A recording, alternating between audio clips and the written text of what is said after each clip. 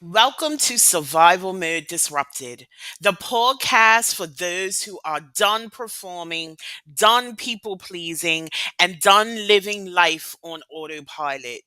I'm your host, Letitia, the Survival Mode Disruptor, and this is where we create disruptive, unapologetic transformations for those who are ready to exit survival mode and reclaim their power.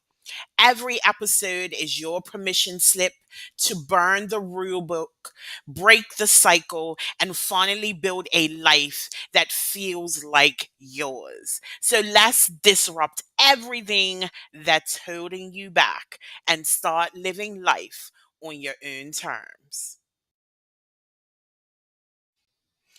Welcome to Survival Mode Disrupted.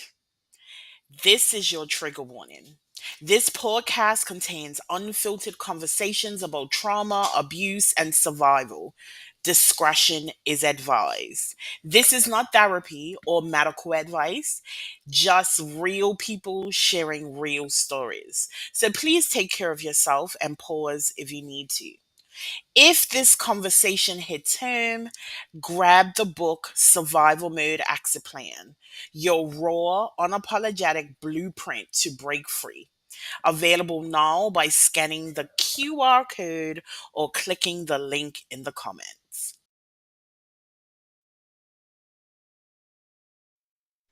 Hello, and welcome back to another episode of Survival Mode Disrupted. I am your host, Letitia, the Survival Mode Disruptor, and today we have Ellie.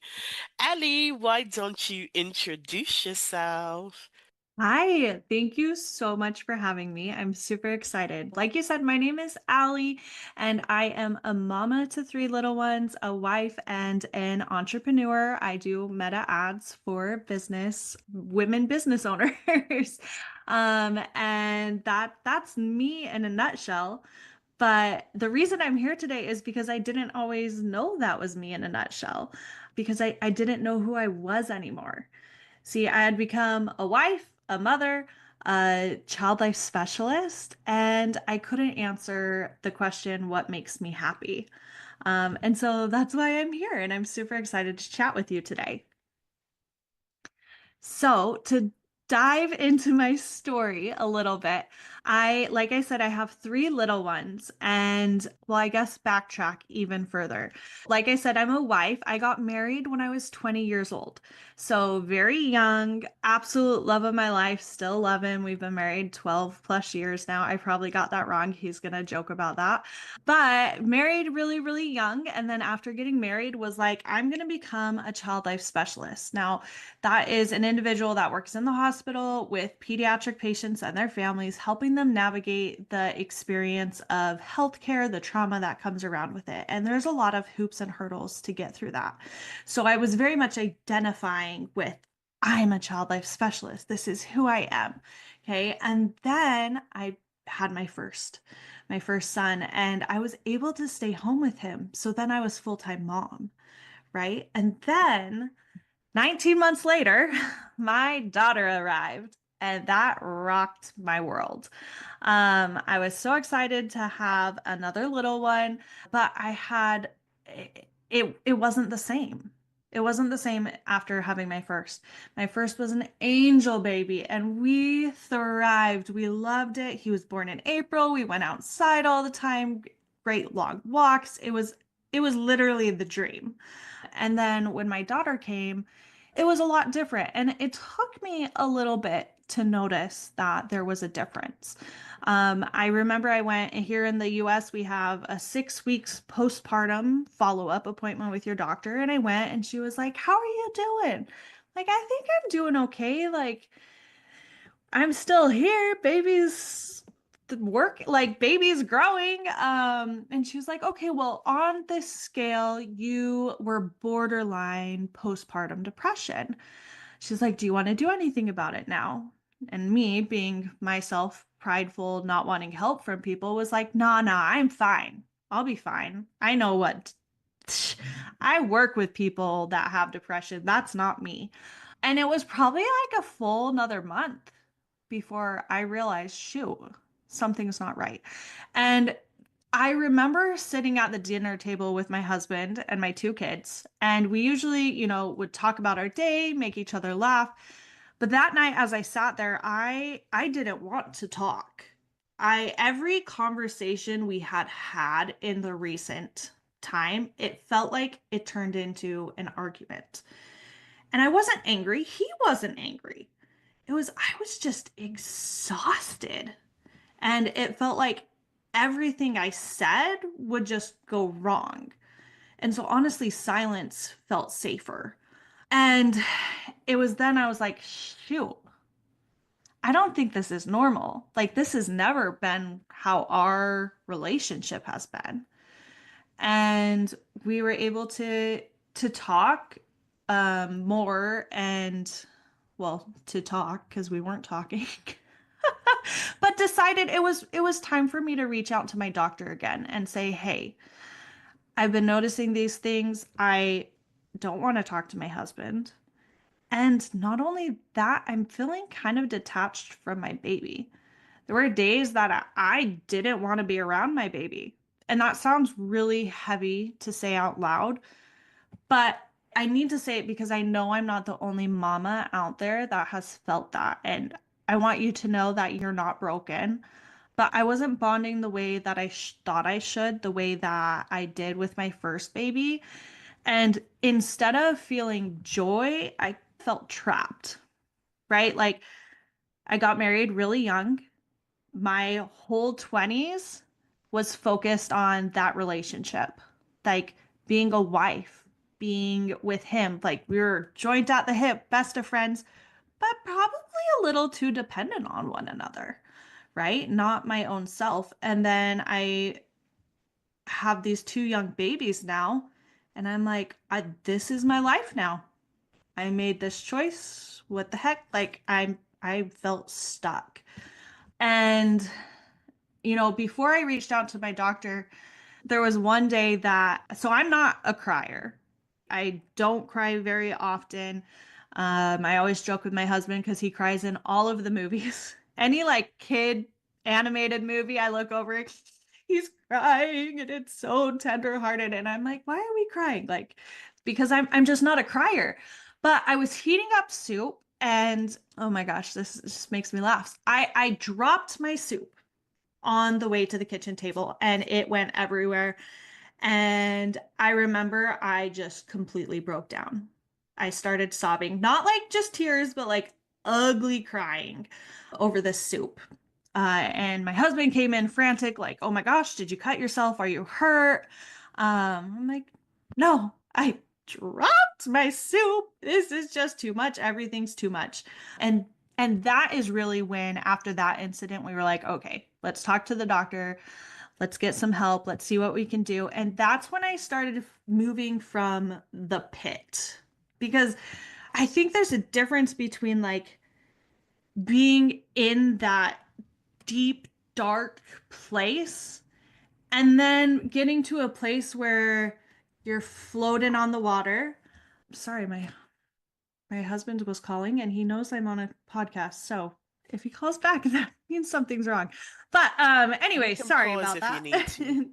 No, we should be good. He's not calling back. But so the difference between this deep dark pit and floating with my head above the water. That to me is survival mode. We're still there. We can breathe. We're surviving. But that survival mode, I think, has its own kind of prison. And I realized I was in survival mode when my husband asked me one day, I was doing better. I had gone to my doctor, gone on some medicine, started having therapy, really worked on my sleep habits as much as I can with a newborn. And so I was doing better and I was in this survival mode. And my husband, we were chatting at dinner and he said, what makes you happy? And I looked at him and I froze because I couldn't answer it. I didn't know. And obviously like my family and my kids, but outside of that, I had no idea and it really scared me. And that's the moment I realized I didn't even recognize myself. Um and I had focused so much on the roles that I was playing in my life that I didn't know who Allie was. And so I had to make some changes there. One of the changes was I actually stepped away from my job as a child life specialist. Now, as I said, a child life specialist works in hospitals. I was working in the pediatric emergency department, and I was seeing a lot of things there that were like, pretty traumatic. And I was having a hard time separating that from my home life. My daughter, she told me she was seeing spots. And instead of thinking, oh, maybe she's tired, my brain went to the worst case scenario. Because just the week before, I'd worked with a patient whose vision had changed and it led to a brain tumor diagnosis. And that part of my brain, I couldn't turn off anymore. And I realized that the job was costing me more than it was giving me. Whereas in the past, I had always loved my job and it gave me so much. So that was a change. I had to change that. And so then I'm like, okay, well, what is something I can do for myself? What can I do that will make me feel fulfilled? And I actually started a podcast with my friend, and it was just for fun. There were no expectations surrounding it. But while doing this with my friend, it really woke something up inside of me. I loved designing the cover art, writing the show notes, doing the social media, playing with the website. Like, ooh, that was my jam. And I realized I felt like me again. And that creativity, it inspired me and it lit me up. And so I was able to take that creativity. Well, the creativity became my lifeline. It reminded me I could build something beautiful and something that was mine. And so, in trying to get that podcast up and running, I discovered ads management. It was a career I didn't even know existed, but it changed. It checked every box my soul was craving. So there was strategy, creativeness, flexibility. I'm able to do it from home with my young children. And I was able to find that deep, meaningful, service oriented love that I love doing with being a child life specialist because now I help women grow their businesses, their purpose driven businesses.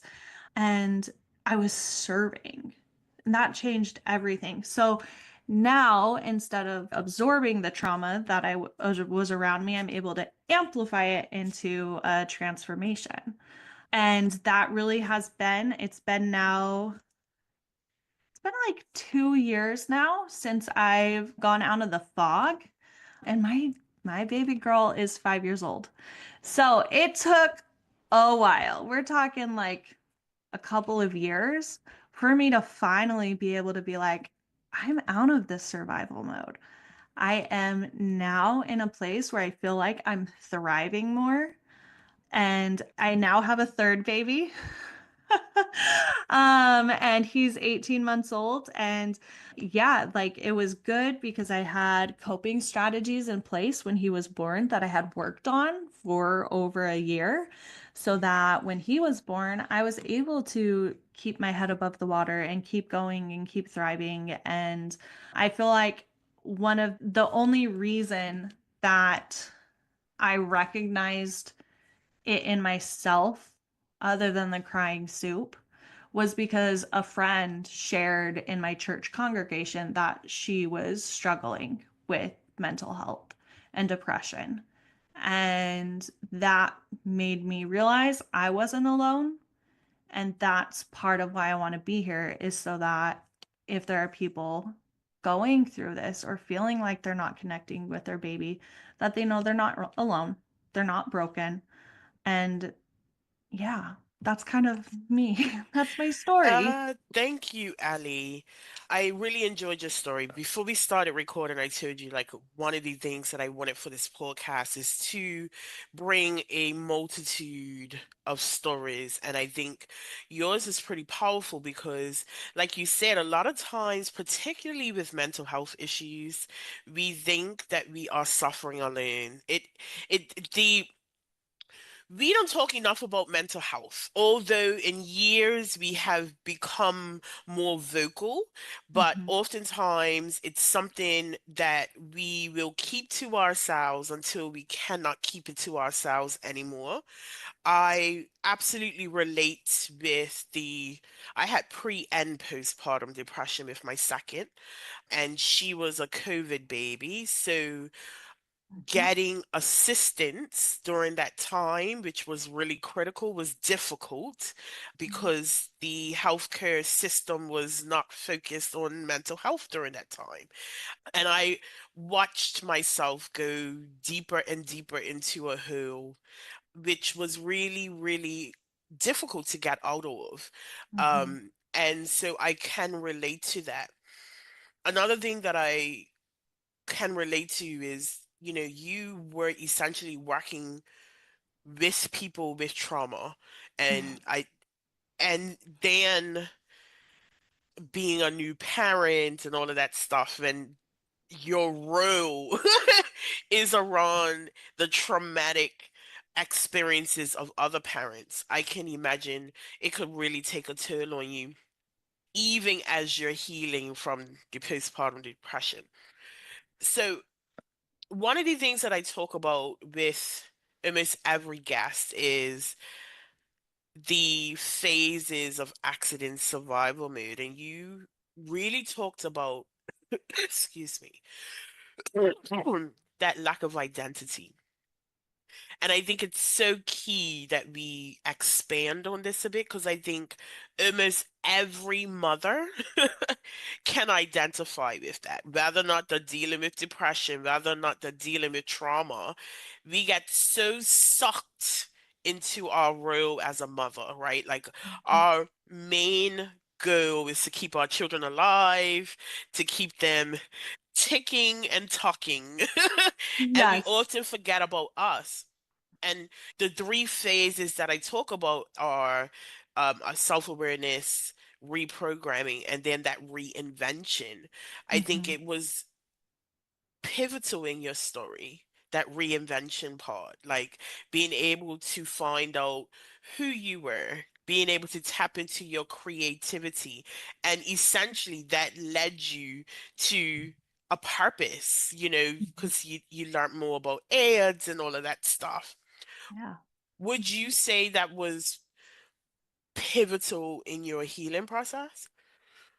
Yeah, I think 100% because it was multifaceted because it gave me the outlet that I needed. It gave me a community with now I meet with a lot of other business owners and women like yourself.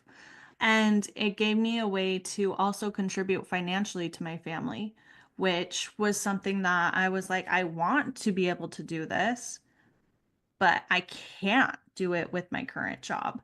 And so it just, yeah, I feel like it checked all of the boxes of the things that I needed and really was once I learned it and started my business is really when I feel like I started thriving more instead of being on the inner tube life thing. I was actually in the boat. There were still rocky waters, but I was Mhm. in the boat. Yeah, I love that analogy there. I can also relate to the part about being unable to disconnect from work. So I had my two probably the same age gap as your first two. Hmm. And in England we have up to a year off. So in 3 years I was out of work for almost two. Okay. And because a lot of my life prior to having kids was really attached to my career and my career progression, I mean, Those were amongst the communities that I was in. Like, you go out, you spend time with people that you work with. And then Mhm. I was in commercial insurance, so I had to do a lot of networking because it's a very small industry, particularly in the London market. So a lot of who I was tied to my career. Now I'm spent 2 years only focused on being a mother. And I knew that I was going back into a very toxic environment. And for me, I made a choice pretty quickly after going back to work the second time that this couldn't be what I wanted for myself. I started a business probably about 6 weeks after my second was born. And to me, that was my purpose. That it was very much aligned. You talked about being supportive and serving. It was very different to the environment that I was used to in my career. And I felt like I had purpose. Um, and I think oftentimes people who settle into or get settled into survival mode, the one key piece is that purpose piece. We tend to get stuck on that conveyor belt, whether or not it's a conveyor belt of success, the conveyor belt of social expectation, whatever it is, we kind of get stuck on it. And oftentimes, when someone who hasn't identified with a purpose gets asked, like, okay, well, what's your purpose in life? So it's kind of like, what are you talking about? But most people I know, particularly business owners, because I think, excuse me, particularly business owners, because I think our personal development is like microwaved than starting a business. And I think we're exposed to a lot different. But like when you're working a 9 to 5, when you're in a career, you kind of think that you are hitting your purpose goals, but oftentimes we're not. And we Mhm. tend to forget the things that light us up as a result. Yeah, you're just going through the motions of life, right? Absolutely. So, what would you say was other than tapping into your purpose and finding ways to serve, what was the biggest aha moment for you as you journeyed out of survival mode? That I'm an individual, that it is okay to put my needs first. I remember just like lunchtimes, right? I'm like starving. My kids are doing fine. They've snacked, they're fine. And I remember one day being like, I can make my lunch first and eat it. And that's okay. My kids are fine. They don't need to eat right this minute. And so taking opportunities like that, that it's like, it's okay. Like in my head, it feels so selfish. I still struggle with that to take care of yourself. But there are basic needs that you have that it is okay to say, I can do this. My children are fine right now. Making sure, again, basic needs, right? Like I'm a person and I have needs that need to also be met. Making sure I get a shower in. How embarrassing is that? But I joined a gym well, I guess a couple years ago now, probably like 3.5 years ago now. And honestly, sometimes I go to the gym so my kid can go into daycare and I can take a shower. I might not work out, but I get my daily hygiene requirement met, right? So I think that's my biggest takeaway is you are an individual, you have your own needs, and it is okay to take care of those needs when they are require it. Another example is sometimes I just needed a nap.